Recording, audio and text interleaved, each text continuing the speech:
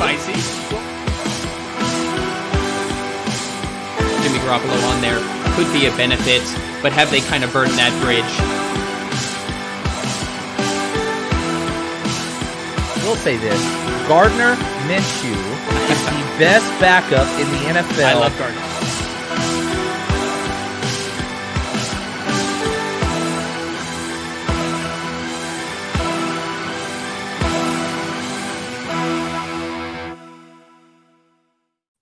Welcome to 30 Minutes of Football with Legit Football. I am your host, Brian McFadden. It is Friday, December 2nd. We are going full speed ahead into the NFL Week 13. This is our game pick show. We did take last Friday off, understandably, for Thanksgiving. Tanner had too much food. I had too much food. But you know what? We've had a week to get back in game shape, game conditioning. Tanner, how you feeling this week, man? I'm feeling good. I'm happy to be back. We're still betting, even though we weren't doing the show last week, but still happy to be back on the show every Friday talking odds and lines and all that. Because we took last week off, we will not recap our records. That may or may not be because we all had losing records. Jury's out on that. We will not reveal that, but we will get back on track this week. Let's just jump right into it. My producer, Anthony Wayner, behind the scene. As soon as I see that timer go up, I'm going to get started. We got a fun slate of games, some really good ones to break down. But as always, let's go ahead and start with the game from last night. Tanner, you're not wearing a Patriots jersey. Not surprising. The Bills took it to the New England Patriots. I was very confident that would be the result. What did you see last night? It's not a good time to be a Patriots fan right now in any capacity. I think the offense not only is not good, but they're having internal issues, as we saw the clip that was circulating Twitter last night with Mac Jones telling Matt Patricia to go F himself. So there was just there were a lot of issues last night defensively. They got beat up. I thought they were lazy on defense. I had Matthew Judon to record a sack, and honestly, he didn't show up last night at all. He was playing lazy the entire game. So it just wasn't a good night for Patriots fans. With that being said, everything they want is still in front of them. They just need to figure things out very, very quickly. Yeah, you mentioned Judon because the starting left tackle, Deion Dawkins, was out for the Bills, and the left tackle that came in, Quesenberry, was not at 100%. They were taping his ankle during the game, and you're right that Josh Uche made a play at one point. He caused a fumble, but that was pretty much the only real time they got to Allen that I saw, and it was kind of one-sided from the start. 4.5 points. Obviously, they well went past that. I'm with you. New England trailing, still doing the dink and dunk game.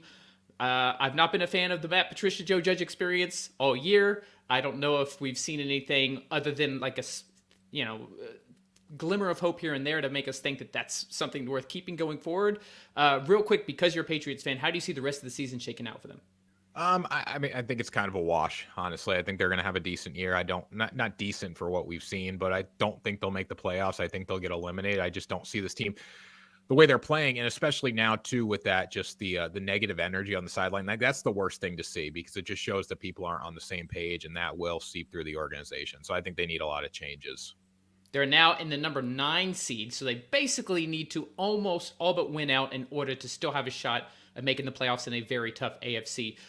Let's go ahead and dive into the rest of the games, starting with an NFC East matchup.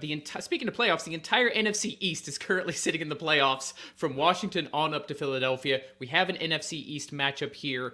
New York Giants hosting the Washington Commanders. Washington has won 5 of 6 since Taylor Heineke took over at quarterback. Their defense is playing great pass rush. Washington favored by 2.5 on the road, Tanner. So I'm still all in on the Heineke magic here. I think Washington's going to get the job done in this one. Just the spark that he brings to the offense, and the defense has also been delivering for this team as of late as well. I mean, the defense was never the issue. It was more the offense. And with Heineke, they're starting to figure it out a little bit. New York has stumbled as of late. I think we're going to start to see not the downhill slide, but I don't think they're going to be the team that we saw earlier in the year, finding ways to win late. I mean, they really haven't dominated many teams this year. It's just been winning in the fourth quarter, and eventually you can't do that. Your luck's going to run out. So with the heat, the heater that Washington's riding right now, I'm going to be on them. If you look at a lot of the advanced metrics, I'm sure Cold Hard Football Facts agrees, but DVOA is one of the things that I like to use. These are two teams that are like 18, 19, even when the Giants were winning and had one of the best records in the NFL. So they've kind of come back down to where we expected them, but I kind of like them at home. I don't have a ton of confidence level of 2 on this game because it's NFC East. Washington, I think, is the better team, but I just like the Giants at home. I like this Brian Dable. They're able to play above their ability. I think that Washington can be had versus the run, and I think obviously that's what the Giants want to do. So I just like the Giants to cover this. I did also pick them to win. I mean, if you're going to cover the 2.5, you're probably going to win that game as well. Not super confident. Pro Football Demon, if you're watching on YouTube, you can see Rich's Pro Football Demon's picks at the bottom scrolling. He's with you, Tanner. He's going to go ahead and pick Washington to cover and win as well. Baltimore Ravens blew another 10-point lead, lost to the Jaguars. I picked Jacksonville. We didn't have a show last week, Tanner, but I picked Jacksonville because you have been so high on the Jags. That was my upset of the week last week. It came through, so thank you there. This week, Baltimore gets to try to rebound against an absolutely dreadful Broncos team, at least on the offensive side of the ball. 8.5 points, though, at home against the Broncos.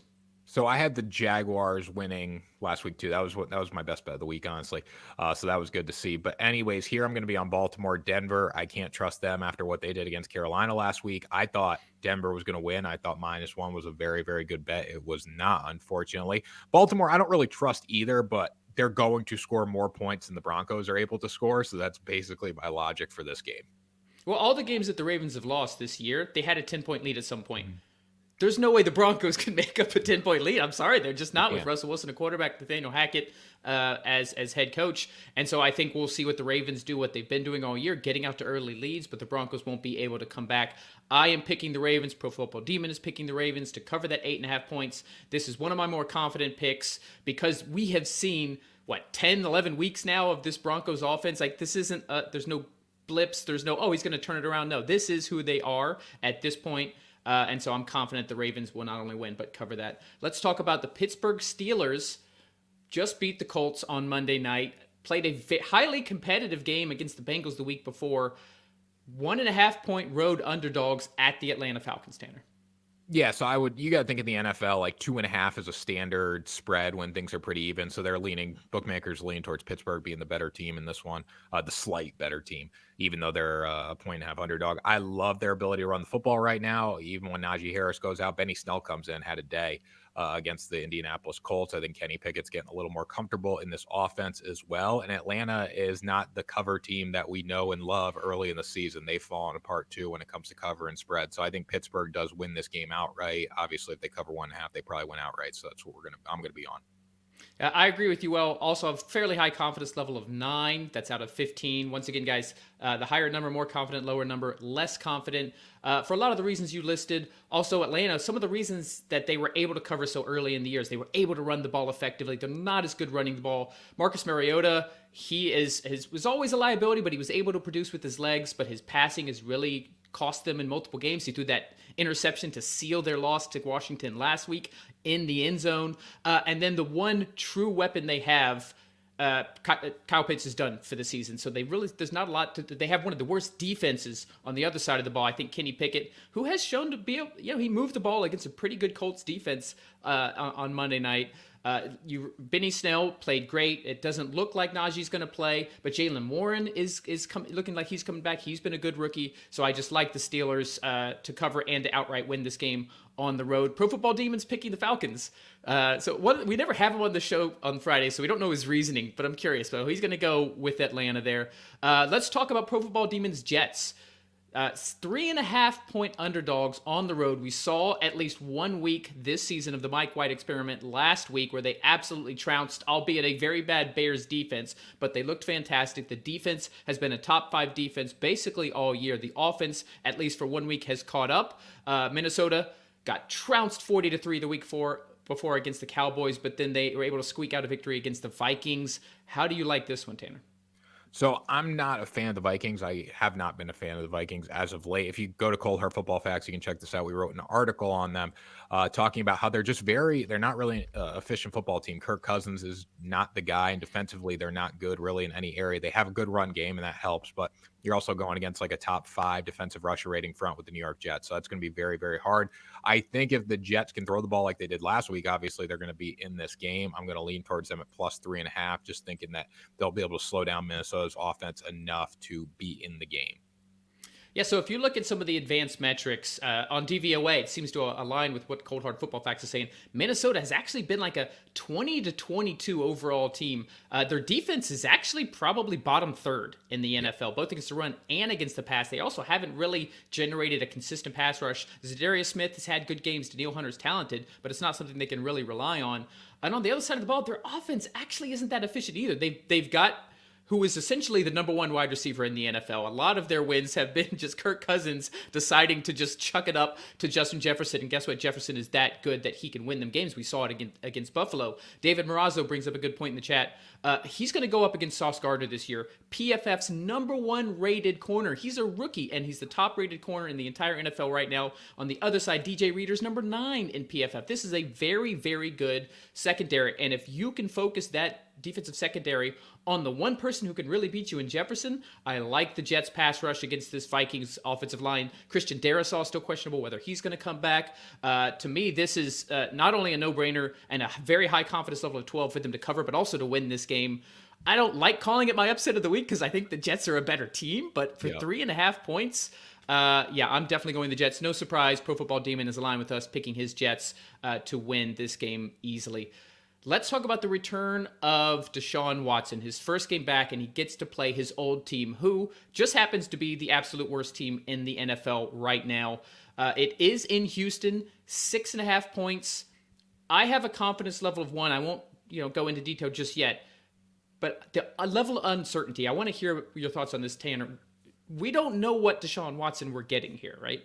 No, so I actually wrote a story on this for Forbes today.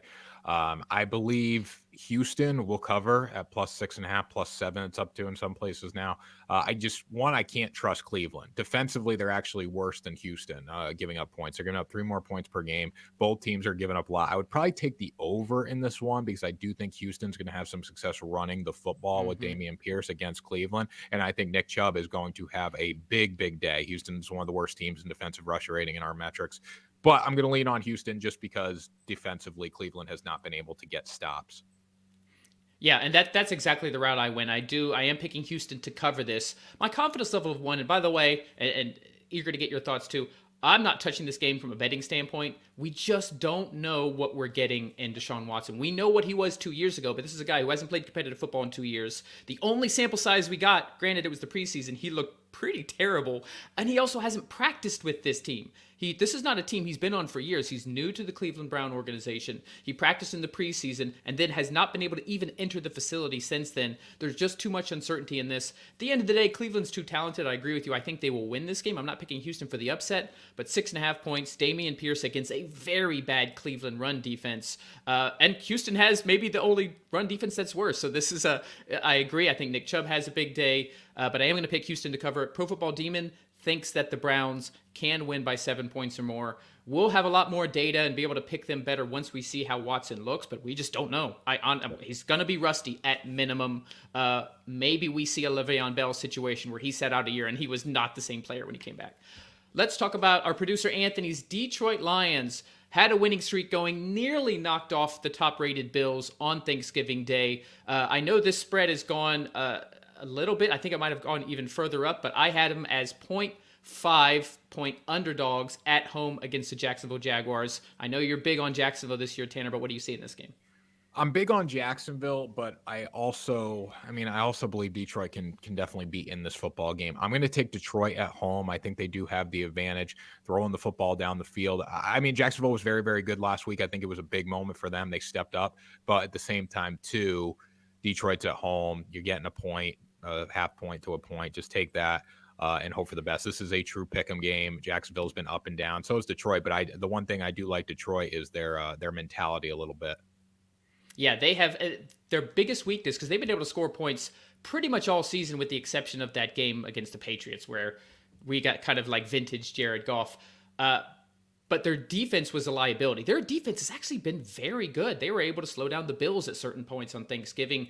They were able to win games against teams like the Giants and the Packers because their defense was able to make plays. Jacksonville has been good. I love how Trevor Lawrence looked last week. I hope that's a sign of things to come for the Jags. But overall, well-rounded, I like this Lions team's better. Jacksonville's defense hasn't really been all that good. They don't have much of a pass rush to speak of, and that's really how you get to Jared Goff and make him do what he did against the Patriots. So I also like the Lions. It is a pick 'em. So if we're picking them to cover, we're picking them to win. So I like the Lions to win at home at Ford Field. And Pro Football Demon is on Jacksonville, so he's on the opposite side. David Morazzo asks, is Jamison Williams back for the Lions? They haven't made an official designation. I would guess no, not yet. I think he's close, but I think unless he's a slam dunk, this is their first round pick. You're not going to rush a guy like that to come back. I do think that they'll sit him at least one more week, but the practice reports have been positive. Jared Goff is gushing about his ability, so I don't think he'll be back this week. We'll monitor it next week. Let's get in one more game before halftime. We talked about the Green Bay Packers, 2.5 points. It looks, by the way, on the other side at Chicago that Justin Fields actually will play. We're expecting at the beginning of this week that he would not. He practiced in full yesterday. That tells me that they're comfortable enough to get a full practice session in that he should be starting. Green Bay, Aaron Rodgers, it looks like he will start as well. He had that rib issue from Sunday Night Football the week before. 2.5 points on the road. Your thoughts here, Tanner?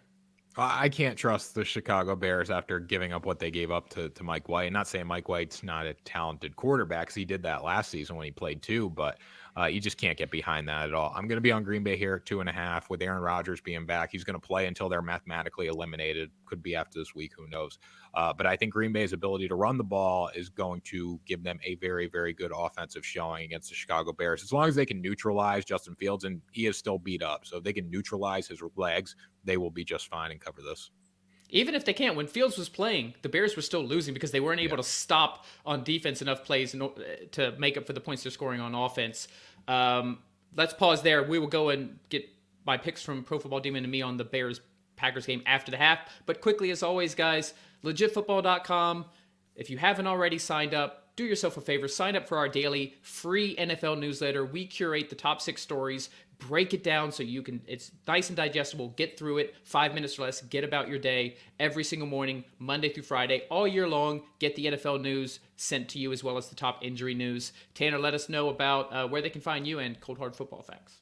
Yeah, so you can check out Cold Hard Football Facts at coldhardfootballfacts.com. Right there in the bottom of your screen, we have premium content, game capsules, 22 quality proprietary stats that we use to break down games. We give those to you in core plays. So we give you the best money line spreads and totals every single week, and we've been doing pretty good. We're hitting at like 62, 63% right now.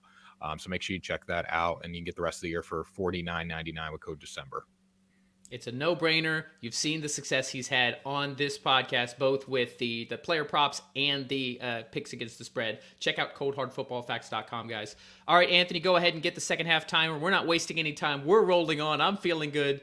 Let's continue to break down that Packers-Bears game. I mentioned earlier that the issue really is not if Justin Fields is healthy, even if they're not able to contain him, is that this defense has been one of, if not the worst in the NFL over the last 4 to 5 weeks since they traded away Robert Quinn and since they traded away Roquan Smith to the Baltimore Ravens. And I think Green Bay is going to absolutely be able to run the ball. Aaron Jones and A.J. Dillon both have injury issues, but they are still practicing in limited fashion. And Rodgers just owns the Bears. If there's one game we can count on where he's going to be vintage Aaron Rodgers, it's this one right here. They might have Romeo Doubs back for this. Christian Watson has been fantastic. 2.5 points. I'm going to take it. 15, by the way, this is my most confident pick. I'm confident on Rodgers against the Bears in general, and I'm confident on just how bad the Bears defense is, regardless of if Justin Fields plays. And Rich, Pro Football Demon, agrees with both of us. Let's go ahead and talk about one of the better games of the week, but with a surprisingly, at least in my opinion, high spread. The Tennessee Titans, yes, they just lost to the Bengals 16-20 in a very hard-fought game, but they're still one of the top teams in the AFC. They've still got a commanding lead in the AFC South. 5.5-point underdogs against the Eagles here, Tanner. So this is a really good matchup for Tennessee. Like last week against the Bengals, it wasn't a good matchup just because Cincinnati is very efficient at throwing the ball down the field, and the Titans, that's not their strength at all. The Philadelphia Eagles like to run the football, and Tennessee can match that, so they can slow down the pace of this game and definitely be within 5.5 points. I think the thing with Philadelphia is that the one area to exploit them defensively, at least, is on the ground. We saw it even against like the Houston Texans, were able to run the ball with Dameon Pierce on them. So I think this plays actually to the strength of Tennessee. It's a much better matchup than last week against Cincinnati. So I'm going to take the points there. Yeah, I'm in complete agreement. We saw Washington beat them because they committed to the ground game. Washington isn't half as good a running team as Tennessee is, especially when Derrick Henry gets going. And that's what Tennessee wants to do. Washington kind of adjusted their offense to be run heavy. It was a great game plan by Ron Rivera. Tennessee does this every game. So that's how you can exploit Philadelphia, not just because they're not as good against the run as the pass, although they are going to miss Chauncey Gardner-Johnson. He's got that lacerated kidney. That's going to be a big miss for them in the secondary. But it's because Tennessee is going to limit the amount of times that the Philadelphia offense gets the ball. And on the other side of it, they have one of the best run defenses in the NFL. So you'll be able to limit Miles Sanders, hopefully be able to contain the rushing ability of Jalen Hurts and force Hurts to beat you with his arm. And we know what he can do that, but 5.5 points is just way too rich against a very well-coached, very well-disciplined Tennessee Titans team. So I'm a confidence level of 11 that Tennessee will cover this. Pro Football Demon agrees with me. He does think the Eagles will win. I did pick the Titans. This is my upset of the week. I did pick the Titans to go ahead and win this game. I just feel like if they can commit to what Washington did, and Washington was able to pull out the victory. I know there were some turnovers on the other side of the ball that I feel like Tennessee can do the same thing. So I am going to pick the Titans to win this game. Let's talk about Seattle Seahawks, NFC West, on the road against the LA Rams. The Rams, no Stafford, no Kupp, no Allen Robinson, no Aaron Donald. 7.5 points. With all those injuries, do we think Seattle can cover that high of a spread here? Yeah, I mean, their offense has been very, very good. I mean, in our real quarterback rating, why am I blanking? What are you looking at? I was looking at the quarterback. Why am I blanking? Geno Smith. Why am I blanking? Geno Smith. Yeah. No worries. He's The Thanksgiving cobwebs are still in your head. Yeah, I guess he's still forgettable, even though he's playing really, really good this year. Poor guy. Poor Geno. He's top 5 real quarterback rating for us right now, so feeling good about them being able to score points. Defensively, they are not great, but when you look at Los Angeles, they are very, very beat up. I don't see them scoring much. The quarterback played to Virginia, whoever's under center for them right now, and not a lot of people knew who he was. So yeah, I'm going to be on Seattle. Yeah, it's so hard. Like I'm thinking about, can I really pick? Just looking at the names. And our recency bias. The Seahawks, before the season, I picked them at number 32 in the power rankings. The Rams are the defending Super Bowl champs. And here we are with a 7.5 point spread. But these are the teams we have in 2022. Seattle's defense has come back a little bit. They had about a 4-week stretch where they were probably top 10. They've come back down ever since their game in Munich against Tampa Bay. Obviously lost and let up a ton of points to the Raiders last week. But the Rams are just, they can't score.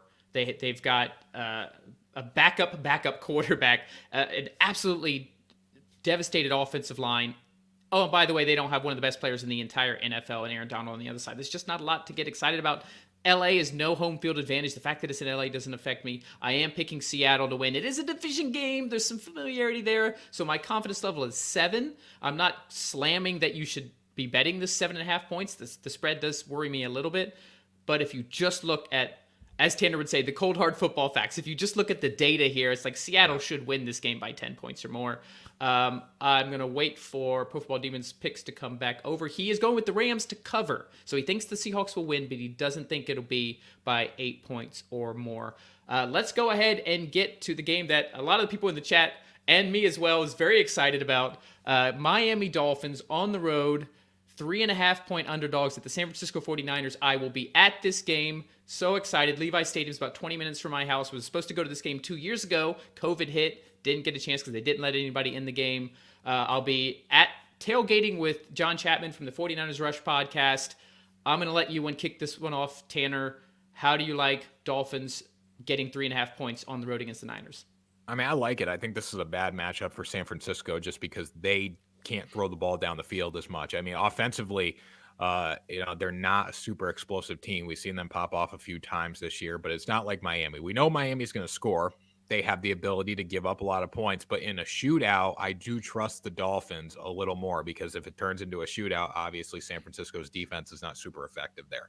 So I'm going to lean on the offense, and that's going to be with the Miami Dolphins. I like to hear that. Obviously, I'm spouting my Dolphins jersey. I am picking the Dolphins to cover. It's a confidence level of 5, and here's why. I think if the Dolphins were fully healthy, I might even pick them to win this game, but they could be without their 2 starting tackles. Now, the offense is designed to get the ball out very quickly. I think 2 is in the top 5 as far as time to release, which can really mitigate a defensive pass rush.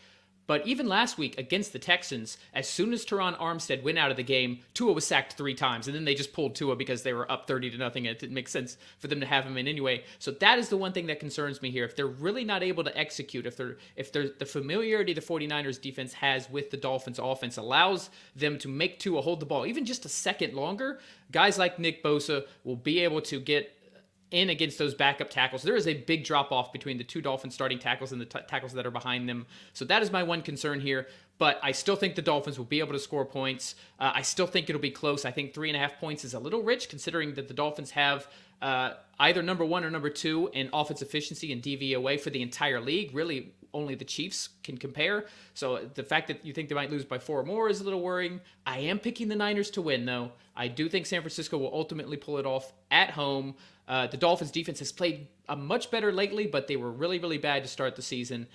And Pro Football Demon is going all Niners. He thinks the Niners will win and they will cover. I'll find out in person. Looking very much forward to my first in-person NFL game in 2022. Let's talk about pretty clearly the game of the week. The Kansas City Chiefs, 2.5 points, favored on the road at the Cincinnati Bengals. This is a rematch of last year's AFC Championship game where the Cincinnati Bengals were able to come back and take the win and go to the Super Bowl. Kansas City favored. How do you see this one playing out, Tanner?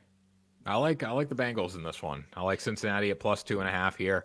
I think defensively, the Bengals have a much better unit. We saw what they were able to do against Derrick Henry last week, limit him on the ground. They did give up a few big plays for the air, which is kind of concerning against Patrick Mahomes. But now you got Jamar Chase coming back. You got the whole wide receiver crew, and you got Joe Burrow, who is that guy. And Kansas City is one of the worst teams in the NFL with giving up big plays this year through the secondary. So this is not a good matchup for Kansas City. It's a better matchup, I think, for the Bengals because they are solid on defense, and I'll take the points. I think the estimated total is the highest for the slate. I think it's 52 points, if I'm correct, or somewhere in that range. So Vegas expects this to be a shootout. I could definitely see that being the case. The Bengals do have the advanced metrics edge. I actually talked about this. We broke this down on a preview show last night. We picked the top 5 games, and if you just look at the metrics, Cincinnati actually does line up better against the Chiefs, but this is still the Kansas City Chiefs. If we're talking about the Chiefs and anybody in a shootout, I'm going to go with Kansas City. Confidence level of 6. Cincinnati is a very good football team. Joe Mixon actually still in concussion protocol. If he comes back, that's a big gain for them. The Chiefs are susceptible to the run. They're 18th in DVOA against the run. Samaje Perine is very good backup, but he's not quite on Joe Mixon's level. We are going to see Jamar Chase back. Do we get him at 100%? He says he is. Maybe it takes a game to kind of get back to full speed. So not super confident of this, but I do think at the end of the day, the Chiefs will win in a shootout by 3 points or more. Pro Football Demon thinks that Cincinnati will cover, but that the Chiefs will win. So he thinks it's going to be razor thin. Las Vegas Raiders at home getting 2.5 points against the Los Angeles Chargers. Both teams coming off last-second victories. The Raiders did it in overtime against the Seahawks. The Chargers did it with a gutsy 2-point conversion call against the Cardinals. How do you like this one, Tanner? I like the Chargers in this game. I just think they're simply a better football team. Las Vegas gives up too many points for me to be on their side. They had a great win last week, obviously, but it was against a bad Seattle defense. Los Angeles measures up a lot better than Seattle does. So I'm going to be on the Chargers in this one. I think it's going to be tight, but I do like them to pull off a 3-point win. Yeah, I have been a glutton for punishment picking the Raiders all year. It has continued to haunt me. For some reason, I continue to do it. It's more narrative-based than anything else. It looks like Josh Jacobs is going to play. He set the NFL record for most total scrimmage yards. He had 225 rush yards and 70 or more pass yards. It was an insane performance from a guy that a lot of people kind of wrote off. They didn't even extend or pick up his 5th-year option. So this Vegas offense is firing. The defense is dreadful. Although Max Crosby has really been making plays. The Chargers, the offensive line has had issues. They lost Rashawn Slater earlier in the year. So if Crosby can get in there and make some plays, I think this is another game with a high point total. I think we're just going to see, because the Chargers defense hasn't been good either, especially against the run. I think if Josh Jacobs is healthy, then the Vegas can really control the ball on the ground. So I am going to pick Vegas, confidence level of 4. Once again, not beating the drum on this one. I am picking them to cover, and I'm picking them to upset to win at home. Pro Football Demon is aligned with me, which means I'll probably get it wrong, but we're going to roll with the Raiders this week. We got 2 more games to preview, and then we'll get to Tanner's top player props of the week. Let's talk about Sunday Night Football. Dallas Cowboys, one of the hottest teams in the NFL right now. Highest point spread of the week, 10.5-point favorites at home against the Jeff Saturday-led Indianapolis Colts. Yeah, I don't even know if Jeff Saturday is coaching this team, really. I think he might be a figurehead based on what happened with timeouts the other night. Yeah, he didn't, at least for the last 2 minutes of that last game. But I do like Dallas in this spot, even at 10.5. I'd take them at 13.5, honestly. I think they're going to have a field day with the Indianapolis Colts through the air, especially. I think this is a really good matchup in the secondary for the receivers for Dallas to exploit, especially CeeDee Lamb. I think he has a big day, and they get the job done. Indianapolis, they're just not good. I know the Jeff Saturday effect might maybe spike them a little bit, but they're still really not good. Yeah, so the Colts, there is a such thing as the interim coach bump. There's actually lots of data around that. It's a change, it's a positive, it boosts the players. That seems to be gone. The one thing that they've been pretty consistent all year has been their defense. Their defense was not good against the Steelers. They let Kenny Pickett drive up and down the field in the first half, and then the second half, Benny Snell, third-string running back, able to run all over their defense. Now you're facing the Cowboys, who have a top 1 or 2 defense, maybe top 1 defense now, because I think the Patriots their advanced metrics, I think we've seen they're not as good as their metrics have shown based on their opponents. And with Dak rolling a top 10 offense. So I am also going with them to cover that 10.5. I probably also would go at 13.5, Tanner. Pro Football Demon completely agrees with us. Sorry, Colts fans. Get that higher draft pick for that quarterback of the future. That's the silver lining here. Let's close it up with, you got the Tom Brady jersey on, Monday Night Football at home, taking on the New Orleans Saints. It's a division game. The Bucs have a single game lead in the AFC and the NFC South right now, but Brady has had trouble with the Saints in the past. Yeah, I mean, if the Bucs win this game, they will win the division. Like that's kind of where we're at. Like this is a division championship game because they beat the Saints earlier in the year. If they win it, they're going to be way ahead. Or 2. I can't see them blowing a 2-game lead with the tiebreaker, with the head-to-head tiebreaker. So I will be on Tampa Bay. I have to be on Tampa Bay. I'm a Tom Brady fan, but he does step up in big situations. And last week, honestly, they should have covered against the Cleveland Browns. They should have covered 3.5. They gave up 4th and 15 for the touchdown with time expired to go to overtime, and they still had chances to win in overtime. So I look at Tampa Bay, just didn't play well last week, didn't show up. They had opportunities. The offense has got to improve, but I do like them over New Orleans. I'll quickly go through my picks so you can get to your player props. I am going to pick the Bucs to win at home on Monday Night Football, but I don't like the spread. The Saints have always given Tom Brady trouble for whatever reason. We've seen the Saints actually play pretty good football games. Overall, they're not a good football team, but they're able to come motivated. I think this is one of the games they come motivated for. So I do think the Saints will cover. I think it'll be a 2 or 3 point victory, but I'm going to go with the Bucs to win. Pro Football Demon aligns with me. All right, Tanner, let's hear it. Who are your top player props for the week? So first, we're going with Nick Chubb over 91.5 rushing yards. I think this is a very, very good matchup for him this week against the Texans. Not good on the run. I think both running backs are going to absolutely pop off. And then I'm also looking at Brandon Ayuk over 55.5 receiving yards. You look at the Dolphins, have not been great in the secondary. I think this is a matchup that San Francisco can take advantage of. Yeah, I like those as always. Make sure to check out Tanner at all his social media, Tanner Kern. He's great on TikTok. He's on Twitter as well. Check out coldhardfootballfacts.com to get the data that he's getting to give you this information for the top player props and his spread. And make sure to enjoy the game, guys. As I said, I will be at the Dolphins-Niners game. I'm excited to be there. Thank you all, as always. Make sure to subscribe and like if this is your first time listening or watching. Thanks to Anthony Wayner, our producer behind the scenes. Thanks to Tanner for joining me every Friday. This has been 30 Minutes of Football, guys. Enjoy the games this weekend.